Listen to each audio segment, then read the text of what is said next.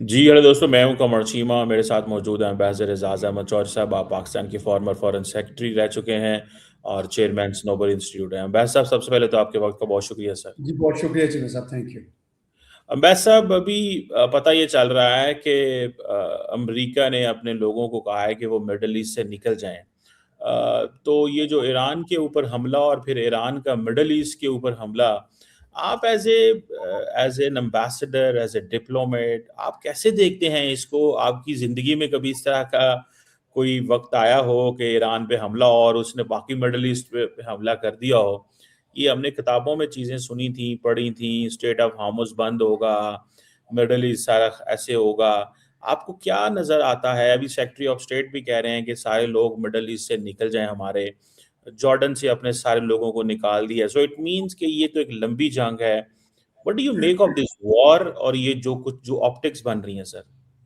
जी, शुक्रिया चिन्ह साहब। ये खित्ते में बहुत कशीदगी हो गई है और अमेरिका का ये ख्याल था कि शायद ये जंग छोटी होगी और वेनेजुएला स्टाइल हम एक इमेंस फोर्स से अटैक करेंगे, इनकी लीडरशिप डीकैपिटेट करेंगे और वहाँ पे एक अफरा तफरी फैल जाएगी, फसाद फैल जाएगा।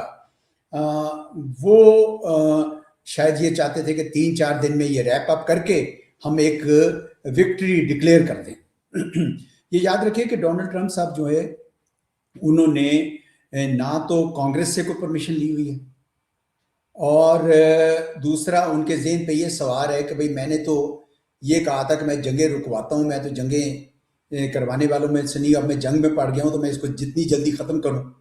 और तीसरा ये है कि भाई हर रिपब्लिकन प्रेसिडेंट जो है वो जंग करता है तो जीत जाता है, तो फिर इलेक्शन भी जीत जाता है। तो उनका ख्याल है कि मिड टर्म इलेक्शन आने हैं, मैं जल्दी से ये एक ऑपरेशन करूँ और मैं ये विक्ट्री डिक्लेयर करूँ।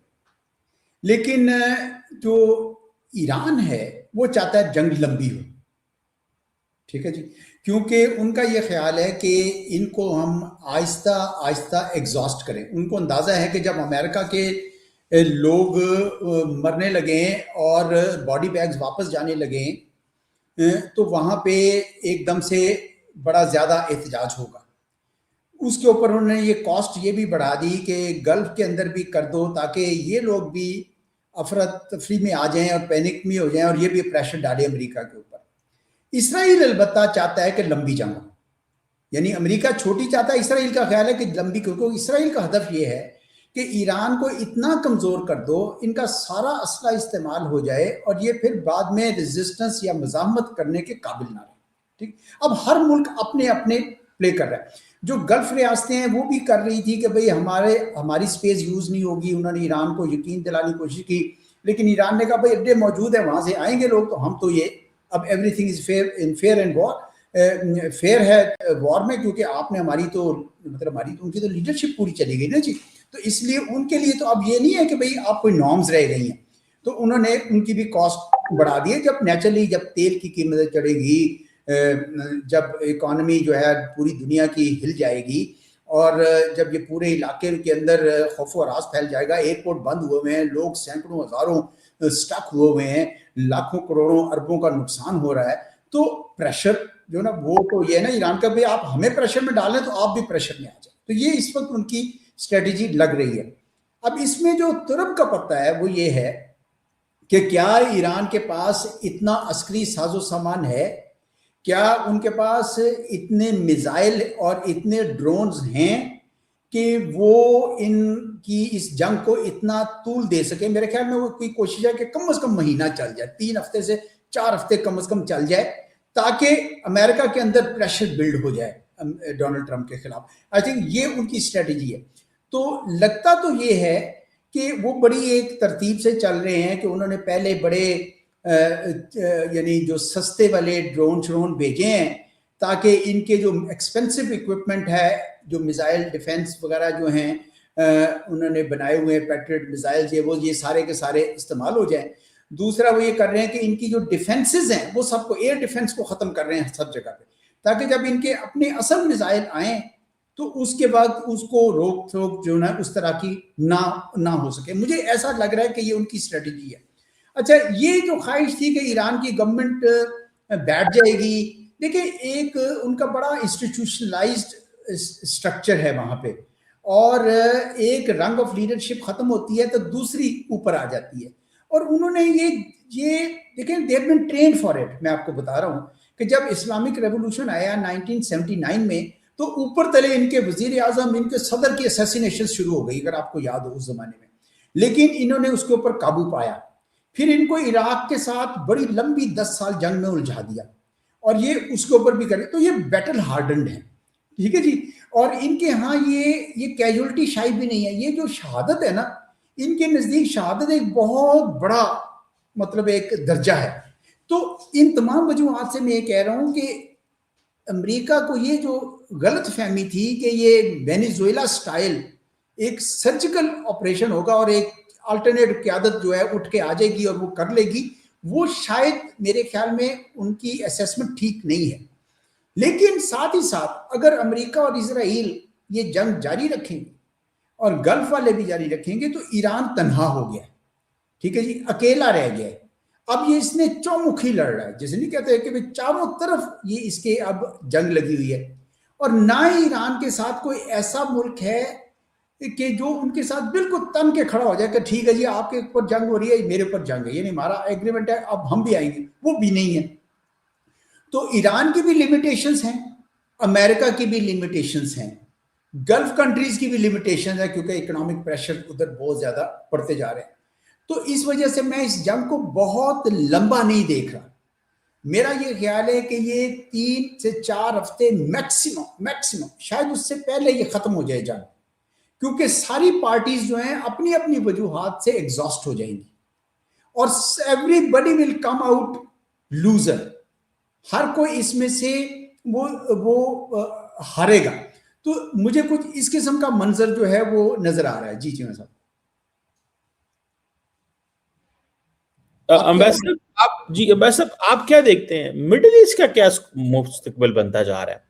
ये मिलिट्री बेसिस तो उनके लिए लायबिलिटी बन गई है कि मतलब अमेरिकन ने, ईरानियों ने हिट करना है इसराइल को और अमेरिका को कर इधर रहे हैं, बिजनेसेस इनके बंद हो गए हैं, कमर्शियल इनकी चीज हो गई है। आप इनके मुस्तकबिल के हवाले से क्या कहते हैं, और ये किस तरह आइंदा डील करेंगी?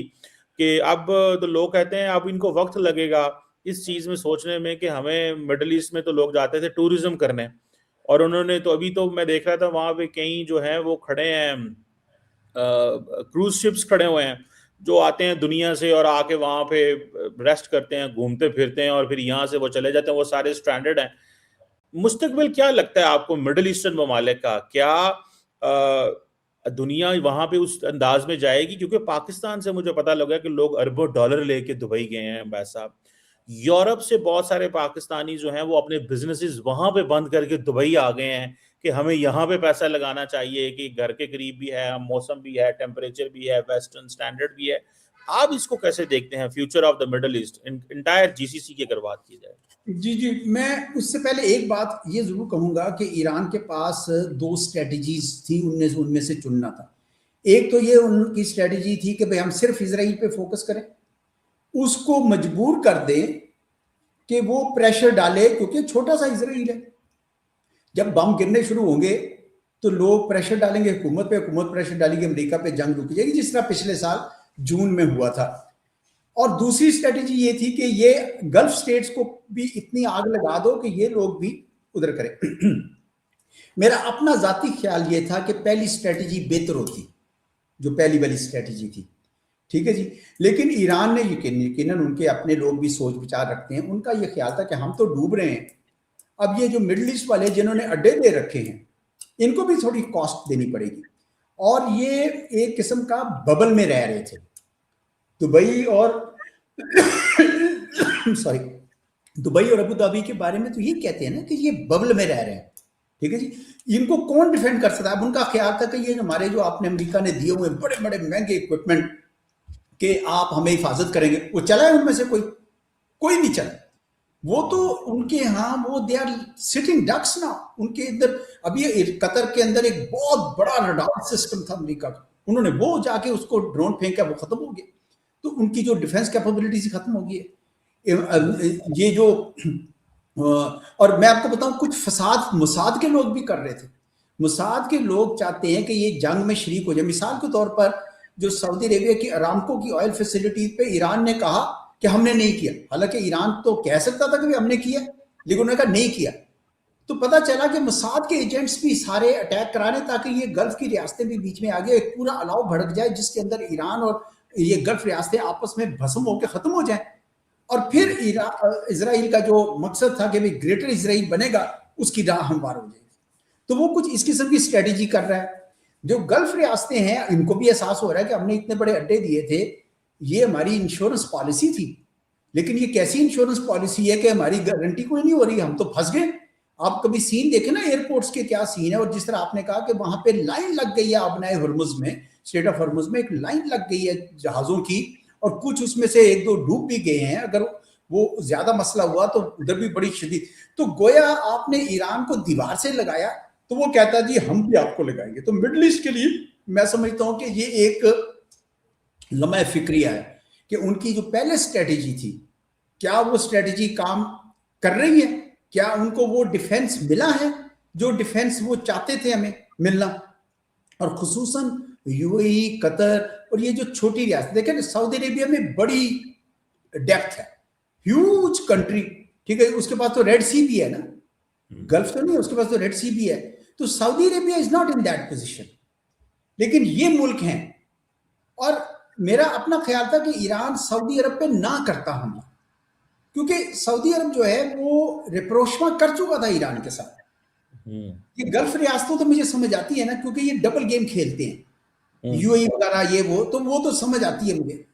तो ओवरऑल आपकी बात सही है कि जब ये जंग 4 महीने बाद या 4 हफ्ते बाद खत्म भी हो जाएगी, मुझे नहीं पता, मुमकिन है जल्दी खत्म हो जाए, तो भी गल्फ की रियासतों को बड़ी फंडामेंटल थिंकिंग करनी पड़ेगी, बहुत फंडामेंटल थिंकिंग करनी पड़ेगी।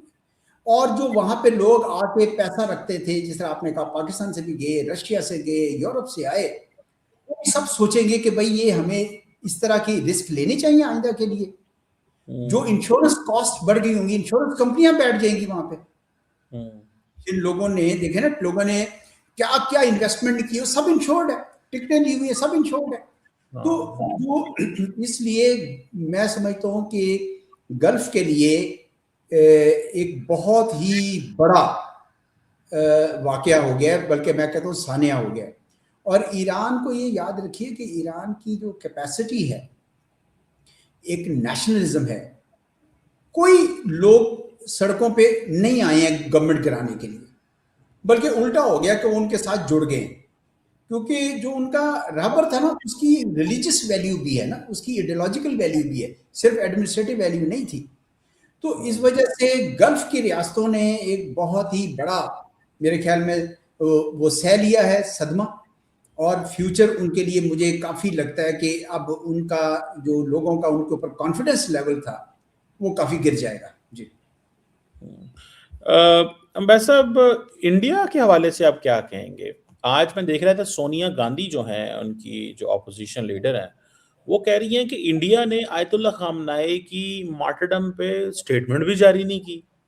मतलब आप इंडिया क्या किस डायरेक्शन पे खड़ा है? एक तरफ एक वक्त था कि पूरी पाकिस्तान की खिलाफ महाज जो है वो एक इंडिया ईरान से बन रहा था, एक पाकिस्तान को भी इस हवाले से सिचुएशन का सामना करना पड़ा। और अभी जो इंडिया जो है उसने अपना सारे का सारा पलड़ा जो है वो अमेरिका और अमेरिका के बजाय मैं इजराइल कहूँगा, इजराइल के हवाले कर दे। इस पे आप क्या कहेंगे सर? जी बिल्कुल सही है। देखिए, मुझे ऐसे लगता है कि अमेरिका ने भारत ने जब ये सोचा, पहले तो आपको याद होगा कि ये ग्लोबल साउथ की बड़ी बात करते थे कि हम उसके लीडर हैं। और फिर जब इन्होंने देखा कि चीन ने तो 150 मुल्कों में इन्वेस्टमेंट कर दी है, हम तो उस किस्म का पैसा लगा ही नहीं सकते हैं, और चीन तो ग्लोबल साउथ का लीडर बना ही बना, तो हम तो कहीं के नहीं है। तो उन्होंने ब्रिक्स से भी कोई टांगे खिसकाई हैं थोड़ी थोड़ी, और सारा पलड़ा जिस तरह आप कह रहे हैं इसराइल और अमेरिका के ऊपर डाला है। अमेरिका उनसे थोड़ा सा खफा है डोनाल्ड ट्रंप की वजह से। डोनाल्ड ट्रंप को वो क्रेडिट नहीं दिया जंग में उसको रुकवाने में, जो तो डोनाल्ड ट्रंप साहब तो अपनी शख्सियत के इर्द गिर्द ही रहते हैं सारा, तो वो उनको, तो उन्होंने सोचा कि हम इसराइल के जरिए जाएं और अमेरिका को राम करें। तो गोया उन्होंने ये सारा अबेंडन कर दिया, फ़लस्तीन को, ग्लोबल साउथ की कॉजेज़ को, वो सब छोड़ छाड़ के वो मुकम्मल तौर पर अमेरिका की गोद में जाके बैठे हैं। मेरा ख्याल में उसका नुकसान रूस की तरफ से भी इनको होगा, क्योंकि रूस भी जो है वो देख रहा है ना ये कि इंडिया अब मुकम्मल तौर पर अमेरिका की बिडिंग करना चाहता है और हर तौर पर उसके साथ जुड़ना चाहता है और वाया इजराइल जाना चाह रहा है। तो इस वजह से इंडिया की अपनी एक जो हिस्टोरिकल पोजीशन रही थी, जो पंडित नेहरू के ज़माने से चली आ रही थी कि भाई फ़लस्तीनियों का हम साथ देंगे, ठीक है, हम इजराइल के साथ रख लेंगे, ताल्लुकात रख लेंगे, उसको रिकग्नाइज किया, डिप्लोमेटिक रिकग्नाइज तो उन्होंने 1950 में कर लिया था, लेकिन डिप्लोमेटिक रिलेशन 1992 में आके की। तो एक बड़ा तदरीज था। यकदम आपने यू टर्न लिया है और अब आप फ़लस्तीन की बात ही नहीं करते। वहाँ पे जो जॉइंट स्टेटमेंट की है, वहाँ पे बैठ के जब ये गए हैं इसराइल के दौरे पर, तो उससे साफ नज़र आ रहा था कि अब वो मुकम्मल तौर पर इसराइल के साथ जुड़ना चाहते हैं। लेकिन उसके अंदर जो चीज़ इनका ये ख्याल था कि जो G20 की समिट हुई थी 2023 में, अगर आपको याद हो, तो इन्होंने IMEC का मंसूबा बनाया था कि इंडिया, मिडल ईस्ट और इसराइल एंड फिर आगे से यूरोप, ठीक है जी। और I2U2 भी यही था कि India, Israel, United Arab Emirates और अमेरिका। अब ये सब गरम बरम हो गया, क्योंकि जो बीच में की लिंक था वो मिडल ईस्ट था। तो मिडल ईस्ट को आपने एक किस्म का ऑफेंड भी कर दिया, ठीक है जी, ठीक है। यूएई को नहीं किया, यूएई को ईरान ने किसी काबिल नहीं छोड़ा, तो इसलिए यूएई अब उस तरह डिलीवर नहीं कर सकेगा एकदम से। इसको बड़ी देर लगेगी अपनी साख बनाने में, क्योंकि लोगों को हर वक्त ये खौफ रहेगा कि यार कल को फिर जंग शुरू होगी तो ये तो शीशे के घर में बैठे, ईरान से दो पत्थर आए तो खत्म हो जाएंगे ये। तो इस वजह से मुझे लगता है कि इंडिया ने इस वक्त सारा पलड़ा इसराइल के उसमें डाला है, और उसकी जो एक वैल्यू सिस्टम था जिसके ऊपर इंडिया बस बेस करता था अपने आप को, वो सारा का सारा उसने अपना जो फसाड है वो बदल दिया है। उनका ये ख्याल है इंडिया का कि पूरी दुनिया में शायद इस्लाम के खिलाफ एक हवा बनेगी जो उसको लीड कर रहा है इसराइल, और क्रिश्चियंस भी उसके साथ शामिल हो गए। और हम भी चूंकि हिंदुत्व करना चाह रहे हैं, तो चले हम भी एंटी इस्लाम इस वेव का हिस्सा बन जाए और हम सिर्फ इस पे करें। तो वो अपने एक मतलब निकाल रहे हैं कि जी हम एक हिंदुत्व भी कर सकेंगे और जो दुनिया की सबसे ताकतवर पावर है उसके साथ जुड़ जाएंगे। लेकिन मेरे ख्याल में इंडिया को भी ये पता होना चाहिए कि भाई वो रहते इस नेबरहुड में जिसमें ऊपर चीन है, इधर पाकिस्तान है, उधर बांग्लादेश है। तो ये इसलिए इंडिया जो है वो मेरे ख्याल में उन्होंने कोई बहुत अक्लमंदी नहीं की है by abandoning its traditional position completely and siding with Israel, thinking that Israel is the rising power. तो ये मेरा तजिया है इसके ऊपर। वैसे भाई, एक आखिरी सवाल on Pakistan. What do you think of Pakistan की फॉरेन पॉलिसी क्या थी? अभी सागडार साहब, पाकिस्तान के डिप्टी प्राइम मिनिस्टर, सेनेट में पॉलिसी स्टेटमेंट दे रहे थे। वो कह रहे थे कि जी हमने तो इस हद तक ईरान और अमेरिका तैयार हो गए थे कि पाकिस्तान के अंदर भी डायलॉग की बातें चल पड़ी थी कि या कतर इस्लामाबाद होगा या ओमान इस्लामाबाद होगा। तो ये दो ऑप्शंस जो थे उस वक्त सामने आए थे। आप वैसा कैसे देखते हैं पाकिस्तान की पॉलिसी को कि हमने अमेरिकन एंड इजरायली हमले को कंडेम भी किया, और मेरा ख्याल है किसी मुल्क ने दुनिया में कंडेम नहीं किया इनिशियली, हम ही नहीं कंडेम किया स्वाय चाइना और रशिया के। और हम ईरान के साथ भी खड़े हैं और अमेरिका से भी हमारी दोस्ती है। हमारी फॉरेन पॉलिसी आपको कहाँ पे नजर आती है? क्या इस वक्त आप समझते हैं कि बिल्कुल आपने तो बहुत ज्यादा इस तरह के फैसले जिंदगी में किए हैं as a foreign secretary and बहुत सारी और पोजीशंस पे, एंड आप गवर्नमेंट को एडवाइस करते रहे हैं, तो कैसे देखते हैं हमारे जो डिसीजंस हमारी गवर्नमेंट ने लिए हैं? मैं कहता हूँ जी बहुत ही अच्छा खेला है पाकिस्तान ने। I am very proud of my country, क्योंकि पाकिस्तान ने साबित कर दिया कि आप मुश्किल फैसले कर सकते हैं अपनी असूली पॉलिसी को खत्म किए बगैर। हमने बोर्ड ऑफ पीस में गए, लेकिन फिलिस्तीनियों के लिए सबसे ताकतवर आवाज बन के उभरे वहां पे।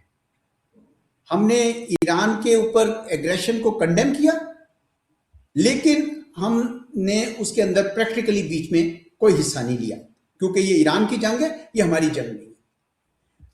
अफगानिस्तान में बड़ी गलतफहमी थी कि हम इंडिया के साथ अब मिल गए तो पाकिस्तान को हम ये नुकसान पहुंचाएंगे और फाटा की मर्जर को रिवर्स करेंगे और ये करेंगे और वो करेंगे, और पाकिस्तान ने वो भी करके दिखाया है। और आज दुनिया में एक मुल्क नहीं है जिसने पाकिस्तान को कंडेम किया, एक मुल्क नहीं है।